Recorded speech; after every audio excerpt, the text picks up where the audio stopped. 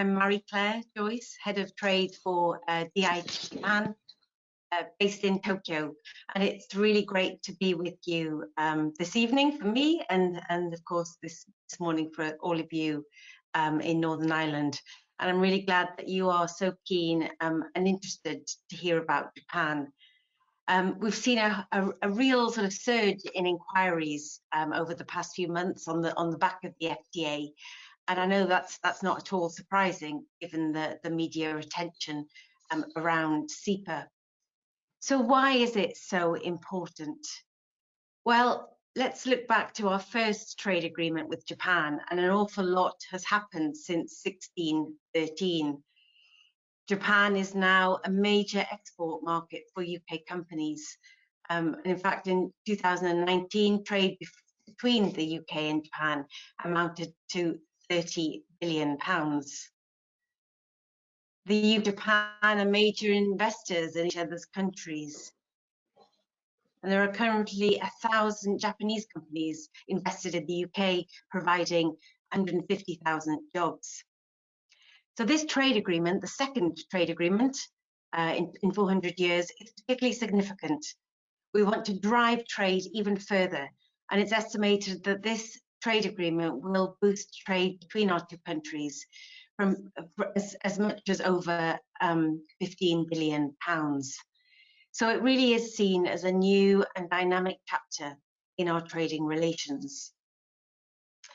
So I'd like to give you a quick overview of what the UK-Japan Free Trade Agreement, or CEPA as it's more generally called, is, and what it means for your company. I'm sure many of you will have quite complicated and detailed questions about this. I can't go into too much depth in this presentation just because of the limitation of time, but we will be doing a longer and more thorough explanation of this agreement.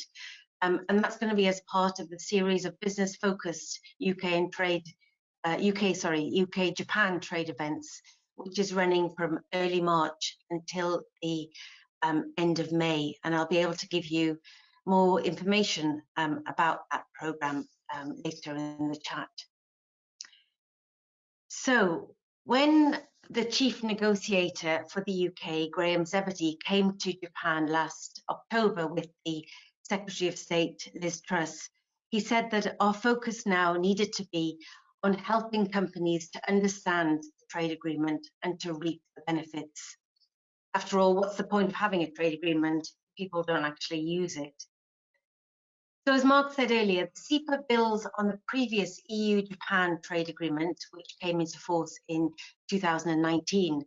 But CEPA, the UK-Japan agreement, goes even further than the EU deal, particularly in the areas of food and drink, digital trade, and financial services, all of which, as we know, are key strengths of the UK economy, just to name a few. And I should also mention that the agreement also includes a strong commitment from Japan to support the UK joining the Trans-Pacific Partnership, or the CPTPP. It's one of the world's biggest free trade areas, covering 13% of the global economy and counting for more than £110 billion of trade in 2019.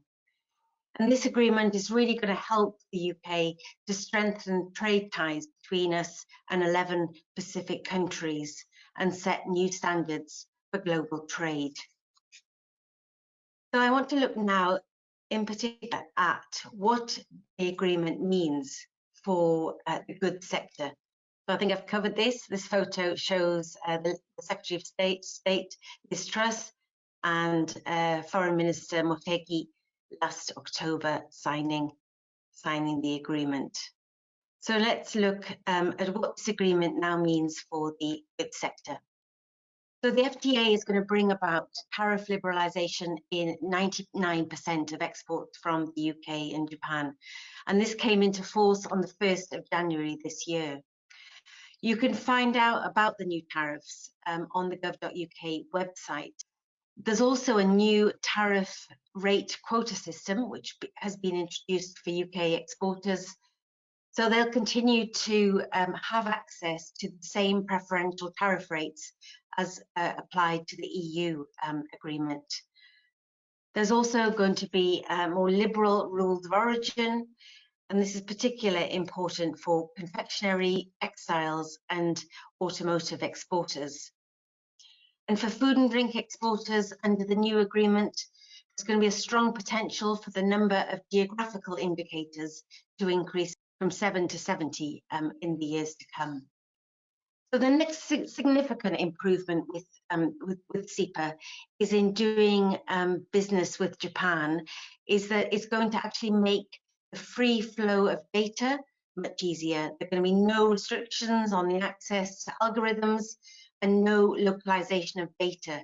So this is going to save companies like yours the cost and time of setting up servers in Japan. It's also going to be much easier for financial companies to operate in Japan.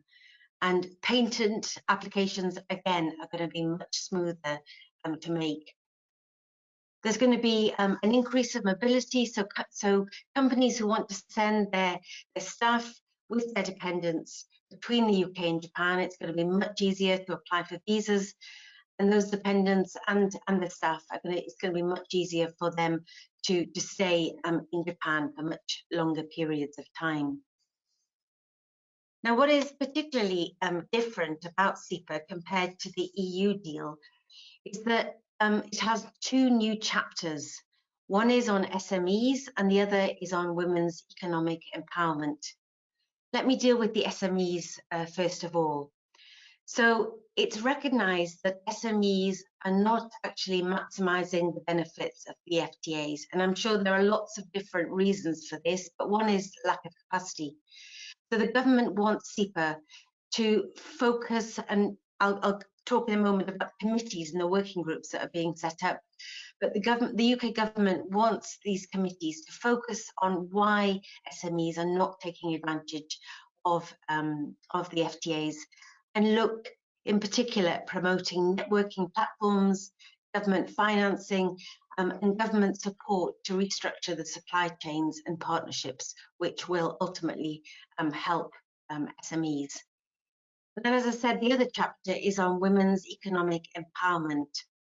And this is a particular issue in Japan, as I'm sure you know, that there is a problem around women, the number of women in the workplace. And the UK government is going to insist that this chapter is included in all future FTAs. And it's actually the first time that Japan has signed up to a free trade agreement with a chapter on women's economic empowerment. So I mentioned the committees and the working groups that are going to be set up ahead from this year onwards. So you can see here a list of the 11 committees and the 5 working groups. So we are convinced that we've done a great trade deal, but actually the fact that we've got these committees, these implementation committees and these working groups in place shows actually that we're not finished. These committees and working groups are actually being set up in the course of the next few months.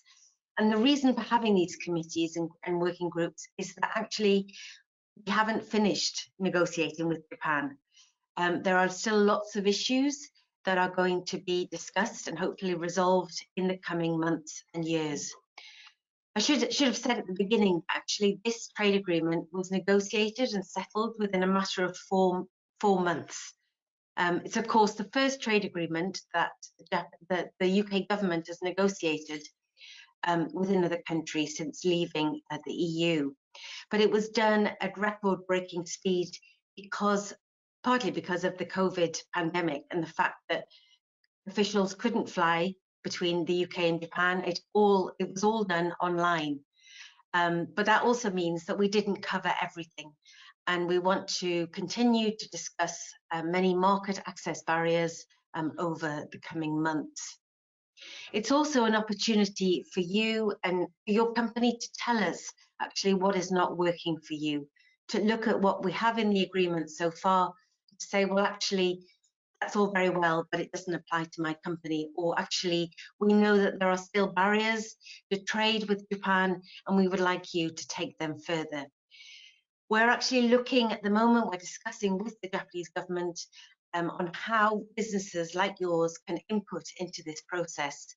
But until that mechanism is set up, if you do have any issues, then we really do want to hear from you. And you can feed in through Mark in Tokyo, or the Invest Northern Ireland office in Northern Ireland, or through me, through my team, or through DIT in London. So Mark, as he said, is also based at the British Embassy here in Tokyo. And we also have the Welsh and the Scottish devolved administrations represented on our platform as well. So my team here represented on the slide, they are just actually the sector leads. There are a lot of staff behind them, and we're made up of a team of 18 staff who are based in Tokyo and Osaka. And we work very closely with our digital partner, Export to Japan, Steve, who's with us today, and Miyoko. And Steve is going to tell you more about what Export to Japan does a little later in this webinar. But my team, DIT Japan, we're here to respond to your inquiries, to identify potential partners for you, and to guide you on the do's and the don'ts of how to do business with Japan. As Mark said, it is a challenging market, but it's not an impossible market, and we're quite confident that we can help you to explore the opportunities here in Japan and to be successful in this market. Thanks very much, Marie-Claire. We've had a few questions come in already on that one, specifically about tariffs on certain products. But I know we don't want to go into detail on specific tariffs for every type of product, but if we want to look up specific tariffs, where do we go for that? Yep, great question. So on the gov.uk website, there is lots of information on there. If you can't work it out, or your products or whatever don't fall into those categories, you can contact us, and we'll be very happy to help you with that.